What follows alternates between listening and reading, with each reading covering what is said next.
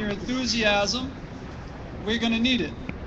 So that's tomorrow night, 5:30 p.m., third floor of this building, Occupy Rutgers. Now, I'd like to introduce our next speaker. Her name is Shayna. She's going to come up and let you know her thoughts. Give it up for Shayna, guys. Come on.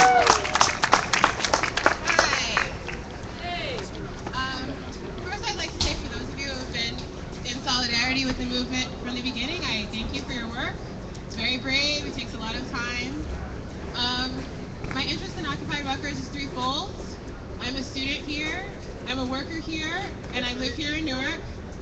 Therefore, I think that when we are sort of thinking about this movement and talking about it, we have to understand that whatever we do as students ripples in the community, it ripples in the people who work here, who don't have the privilege to go here, and the people who live in this community who reap the effects, have been reaping the negative effects of the privatization of this university for a very long time. I've never lived in a community that had more sort of love and grassroots organizing as Newark.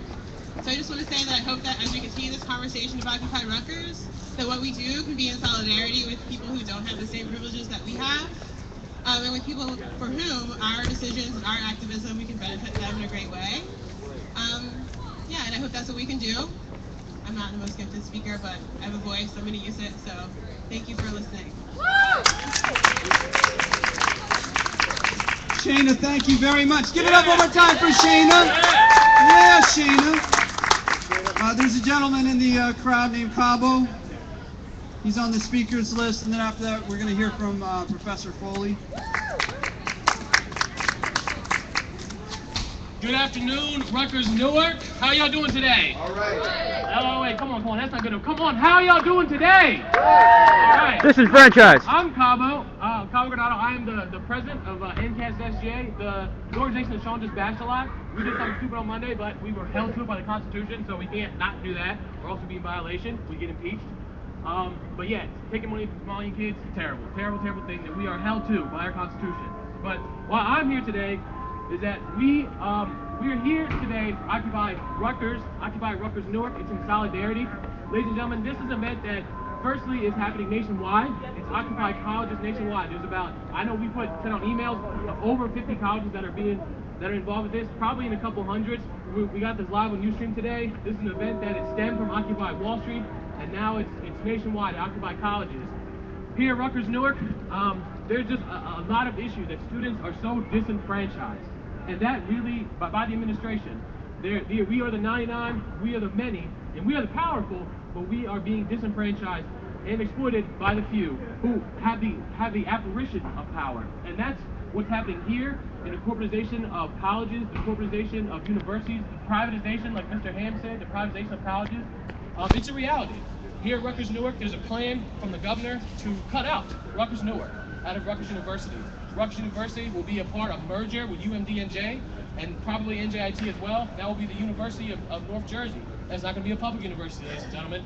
We will no longer be Rutgers. Camden will be a whole other part of the University of South Jersey. Rutgers will just be New Brunswick. You know, this is the kind of things that we need to come together and put a halt to. You know, additionally, on our campus, there's so many issues that students come to me as a president. You know, the burden of being at the top. People come to me and they complain. They say, hey, you know what, Cabo, there's an issue that you need to do this. We need to fix this. You need to be the one, the bastion, to start this. You know, and a lot of it comes down to student fees and responsibility, respectability of the administration paid for to the student body here. The fact of the matter is that, ladies and gentlemen, tuition goes up every single year. Every single year, every fee on our term bill goes up, with the exception of the school fee, which goes to actual student organizations. I looked at my term bill, and I'm pretty sure it's about the same as your term bill. Yours might be more in student fees because you might be taking some labs and whatnot. We pay $1,100 in fees. $1,100, ladies and gentlemen, every semester. And only $21.75 goes to student organizations. And of that $21.75 out of $1,100 in student fees goes to student organizations. And out of that $21.75, about 8 of it comes right off the top and goes to the free media organizations, which we're glad that we fund. However, that leaves $14 out of $1,100 to $1,200 goes to student organizations. So let's look at the math. $1,100 minus 14, ladies and gentlemen, is pretty much still $1,100. We almost give nothing to student organizations here at Rutgers Newark. and there's a problem with student organizations having events. There's a problem with student organizations actually having a place to print. I know some of you younger students, some of you freshman and sophomore, you don't remember a campus that didn't have a printing fee. I do. Sean does. We remember we didn't have to pay for printing. Out of that $30 that they give you, 20 of it you pay for. We did some research on this. The SGA, 20 of that dollars you pay for, and none of it rolls over if you don't use it. However, your computer fee goes up every single semester. Every semester, you look at your term bill fee, housing goes up, class fees goes up, tuition goes up, but nothing goes back to the student. I don't know what y'all, I don't see any new buildings going up here. I don't see campus security no better. Parking ain't cheaper. All this keeps going up. I see new meters going up. As obnoxious as it is, new meters go up all the time. Parking is not a safe place. And every single time we bring up to administration, they just dismiss it. Every time I've sat with deans, I've sat with chancellors, I've sat with student bodies, and went to these administrations and said, look, what can we do about parking? And every single time, know they tell me, we live in a city, shut up. We live in a city, don't talk about it. However, we have the burden of comparison. Right across the street at a university that has less availability than us, their parking prices are significantly cheaper. We pay about $250 a semester or more for commuters. Across the street, $190 plus tax, NJIT. Here for dormers, you pay double. It's about $450 every semester for parking. You know how much it is across the street? Still only $190, but minus taxes. It's less across the street for dormers than it is for commuters. They charge you twice as much here. And we have about quintuple of the amount of availability. We have what, two parking decks, a third on the way, and another 3 parking lots. They got one and one, and it's that much cheaper. They have a different dining service. They have GDS. We have Aramark. I don't know about y'all, but I think the food's terrible. Like, I don't know how many people come up and say how poor the dining options are here. And like I said, again, the burden of comparison. It's cheaper and across the street. It's cheaper. They have at least 4 or 5 times the amount of options, and it's so much healthy. Oh, it's so much healthier. When I go there, you can eat sushi every single day at their continuous dining. Here, you pay more money for crappier food. Additionally, the fact of the matter is, of like tuition going up and services not getting cut, there's no new type of, we have one new shuttle that takes people to the business school. Awesome, I'm glad we got it. It took how many years, how many petitions, how many student bodies, student organizations going out there and going to administration and actually complaining about it. However, I want y'all to know is that we can have a positive influence on our tuition. If y'all don't know, the most powerful organization at Rutgers Newark is the Board of Governors. These are 11 people that run the university, you know, and there's almost no kind of ethnic diversity. There's 11 of them, 10 are men, 10 of them are white, and there's 1 woman. There's almost no diversity here. These are the most 11 powerful people at Rutgers University. 6 of them are appointed by the governor. The other 5 are here by the university.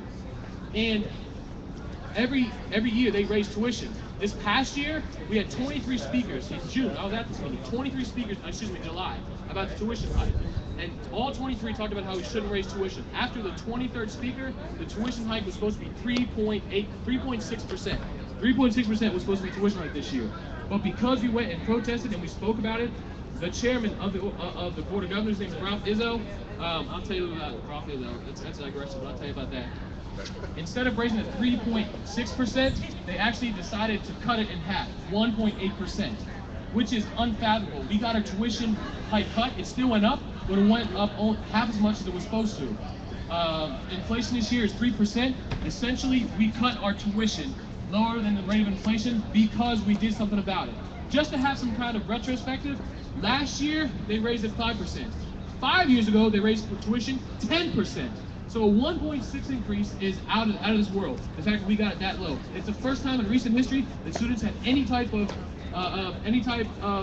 action that was done to stop the tuition increase. And the list goes on and on. We pay for a stadium, right? A $3 billion stadium for a team that had 2. I love Rutgers football. I do. I love Rutgers. But let's be honest. In 100 years, we had like 2 good seasons. After the 2 good seasons, they built a $3 billion stadium, which, by the way, all your tuition went up that 10% hike. Guess what? If you want to go to your school's football team, you have to pay $50 to go to your school's football game. That you can't tell me that our tuition didn't get raised because of that stupid stadium. And they're telling us that because we can't get in because we don't pay the athletic fees that New Brunswick pays.